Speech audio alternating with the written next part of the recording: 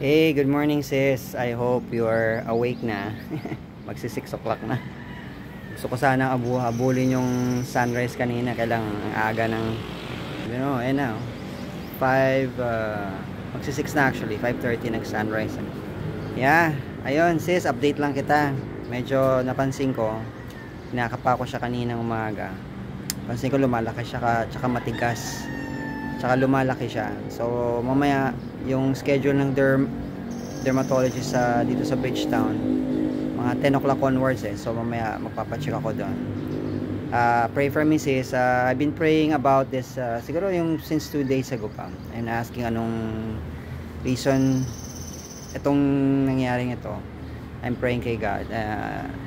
I think ito is isa sa mga kasi merong isang guy na I think unforgiveness to sis so I'm praying na God, I ask na rin for him for grace to forgive.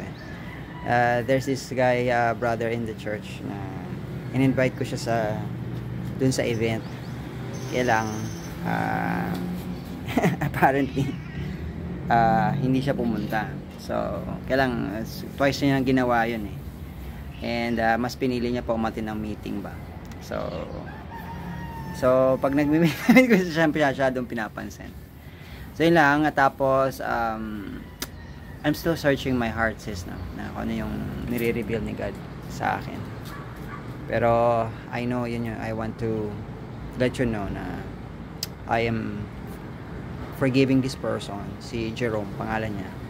And pinag-pray ko na rin naman pinag-pray ko na Lord, I pray na I'm forgiving this guy, this person, this brother from the bottom of my heart, and I want to release him. And whoever, may mga tao pa akong hindi na forgive, I ask for your grace to forgive them.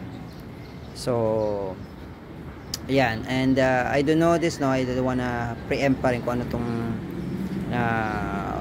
bukol na to, kasi napansin ko, ayun nga, kinakapa ko siya ngayon, lumalaki siya, tapos mahapti siya, masakit. So hindi siya pigsa kasi alam ko pag pigsa, di ba, may minana, tsaka maitim yung sa taas.